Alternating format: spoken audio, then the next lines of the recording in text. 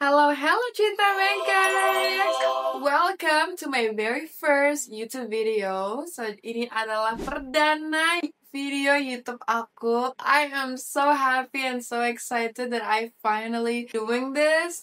Ini tuh aku udah lama banget mikir pengen punya YouTube channel, bikin YouTube videos gitu. Tapi sekarang baru kesampaian. For those who doesn't know me, let me introduce myself. I'm Tawana Sheldrick. Dan untuk YouTube sessions pertama aku pengen ngebahas menjawab Q&A kalian. Dan untuk itu aku bakal namain Q&A session aku sebagai Pilot Talks Get Cozy With Me. Okay guys, so let's get into our first question. Okay, question pertama, Mami Slay pernah nahan tawa pas syuting nggak?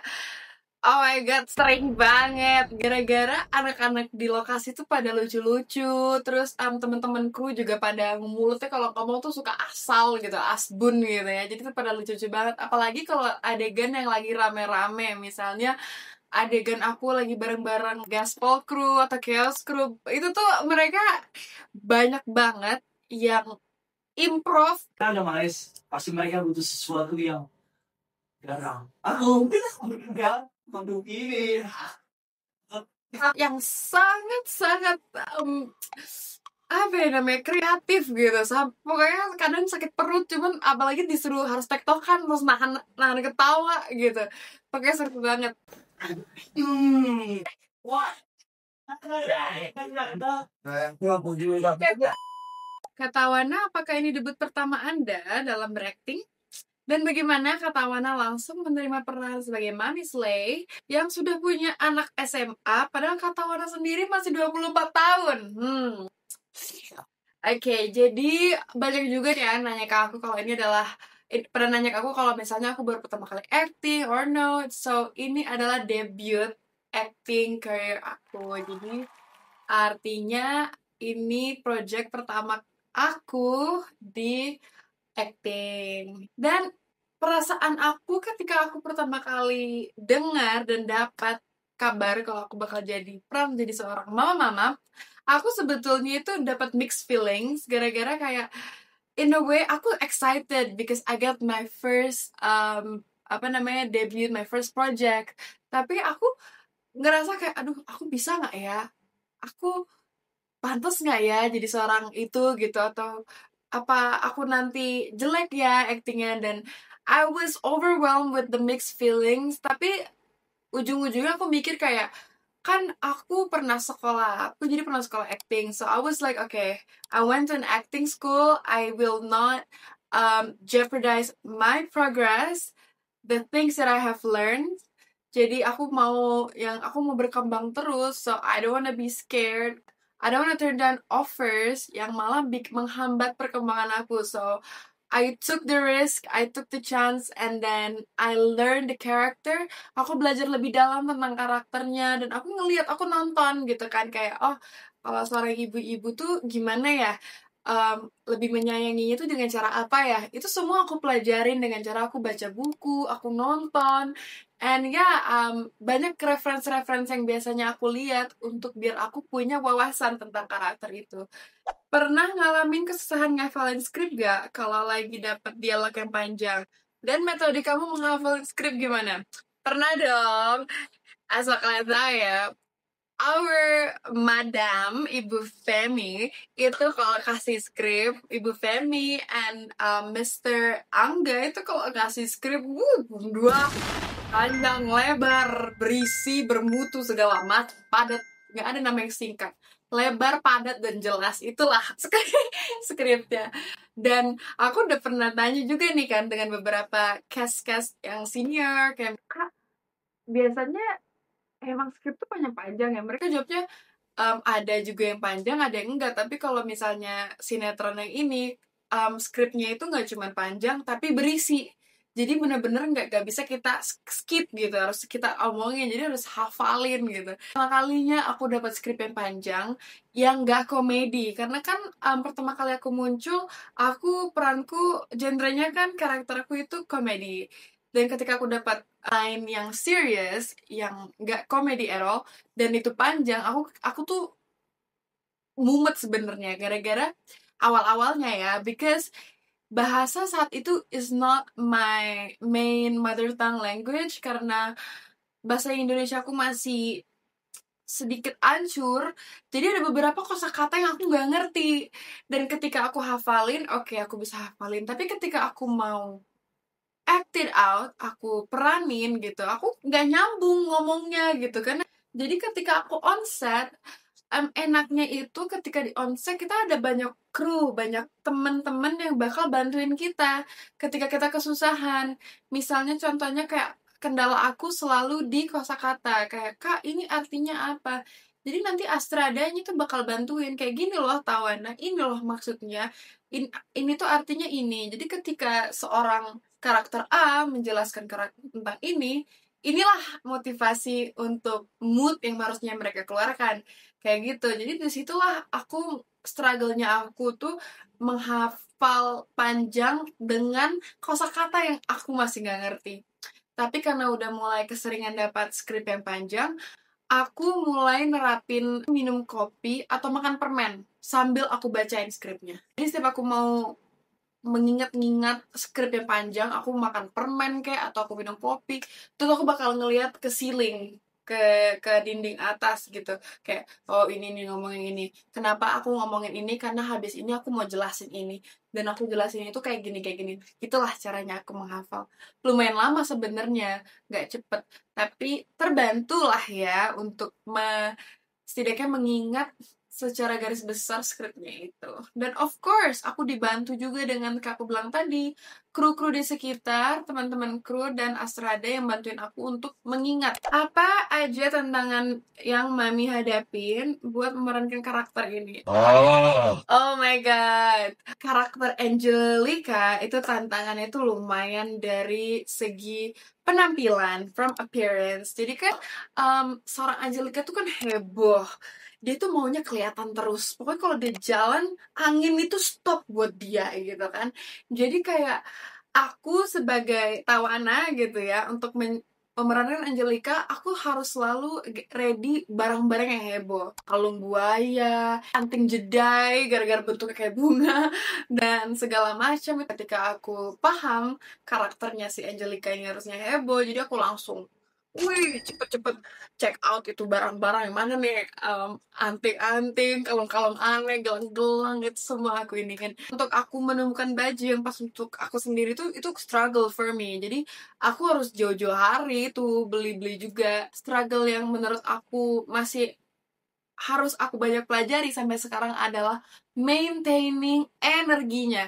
Jadi sebagai Mami Angelica itu kan selalu on point gitu ya. Dia selalu kayak, oh I'm happy, I'm fabulous, I'm always on the spot gitu.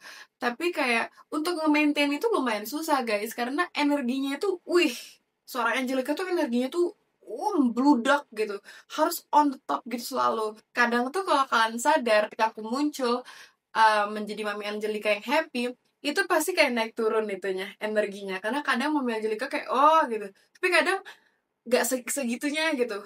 Itu ya karena itu maintainingnya lumayan, which I'm not complaining, but that's also one of like the apa ya namanya, tantangan buat aku yang harus aku selalu bisa maintain. But other than that, I love it. I love this role. I love this character, and I've been praying for it. I love it. So yeah, thank you guys. First impression shooting apa Mami? And takut nggak pas awalnya kalau acting Mami nanti mengecewakan apa enggak? First impression aku shooting, obviously karena itu adalah project pertama aku nervous banget. I was all over the place. Aku banyak mikir, aku kayak aduh, can I do this, can I not do this, and everything. Terus kayak aku mikir kayak aku salah nggak ya ngelakuin ini, aku salah nggak ya ke situ. Terus dan ketika aku pertama kali ke set gitu kan, aku kaget banget karena ternyata mereka semua itu baik-baik, sopan-sopan, ramah-ramah, and aku nggak expect karena aku ngerasa kayak I was a nobody gitu kan, kayak aku orang baru, mereka juga pasti nggak pernah dengar aku dari mana-mana gitu. Dan ketika aku terjun, aku masuk, ternyata mereka very welcoming, so I was so happy. Pertama kali aku masih ingat banget tuh di tenda, masih lagi pada di tenda, aku disuruh jalan gitu, tawana jalan catwalk gitu, aku catwalk denger kamera action cung, aku langsung kayak goosebump gitu guys, aku langsung kayak merinding. This is happening gitu, kayak oh my god, gara-gara aku belum pernah namanya kayak kamera roll action cung, nggak pernah denger, tiba-tiba denger itu aku langsung kayak wah, seneng banget. Ternyata ketika aku acting banyak yang ngakak gitu kan, banyak yang ketawa dengan tingkah laku aku, walaupun itu sebetulnya nggak ada di skrip, tapi aku udahlah kawan jadi orang tolol aja di situ, pokoknya aduh bodo amat sama Jaim gitu kan. Ternyata diterima banget di adegan yang di dalam tenda, ketika aku lagi ngobrol-ngobrol manggil Adit gitu, kameranya kan di-cut tuh setelah kamera, mereka malah kayak ngajakin ngomong gitu, hei kakak salam kenal ya bla bla bla, aku ini aku itu, kakak dari mana bla bla bla gitu kan, ngobrol. Terus pada kaget karena umur aku tuh nggak jauh dari mereka, karena mereka pikir aku lebih tua banget kan. Ternyata, hah, kakak ternyata nggak jauh beda ya. Nah di situ kita malah lebih apa sih, lebih nyambung juga ngomongnya, karena ngerasa kayak oh kita seumuran nih, ternyata nggak jauh beda banget. Nah, ada satu adegan di mana aku harus keluar dari tenda, aku kejedot.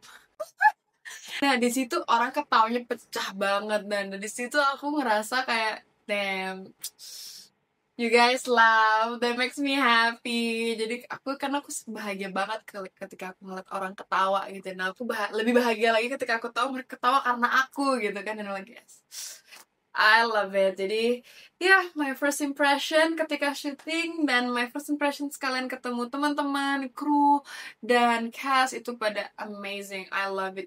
You guys made, pokoknya teman-teman kru dan cast, I guess that you guys made my first day yang aku pikir susah become very very easy. You guys easen it up for me. Thank you so much. I love you guys. Mwah.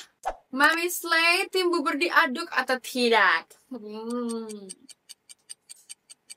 Aku gak suka bubur. Gak suka sama bubur ya. Tahu nggak? Gak suka. Gak. No to the no. Apapun bentuk bubur, no. Jadi jangan tanya mau diaduk, mau diblender, mau di apapun itu, I don't care. But if you could live 1 year in another woman's shoes, who would you choose and why? Kylie Kristen Jenner. Kenapa? Oh my god guys, aku tuh ngefans sama teteh Kylie dari aku masih kecil. Dari aku masih 12 tahun aku udah ngefans sama dia. I love her personality. Jadi kalau misalnya aku punya 1 tahun aja aku pengen jadi Kylie Jenner. Oh my god, Met Gala, oh magazines, aku udah photoshoot sama GQ, Vogue, bla bla bla bla. Oh my god, saudara aku itu Kim gitu guys. Bayangin ya, jalan sama Kim Kardashian gitu. Terus itu, oh ya yeah, Kim my sister gitu. Oh Chloe my sister. Kendall, oh ya yeah, I was just talking to her, she's my sister gitu guys. Kayak 1 tahun jadi itu. And then my mother bakal jadi Kris Jenner. Kris Jenner guys. Emak lu Kris Jenner, lu aman hidup lu. Kak, bisa dapat chemistry yang klop sama Akila dan tektokan dulu nggak awalnya? Gimana biar bisa nyambung? Jujur aja ya, awal pertama kali aku ketemu Akila itu syutingnya bareng pas lagi yoga. Ingat gak yang yoga rame-rame itu? Itulah aku pertama kali ketemu Akila. Di situ kita nggak ada briefing, nggak ada namanya kayak diskusi bareng nanti gini nanti itu, nggak ada. Itu literally everything is on the spot. Yang kalian nonton di TV itu adalah reaksi natural dari aku dan Akila sendiri. Slay, tante slay! Akila slay! Yeah! Kita literally kayak gitu, kayak teriak bareng kayak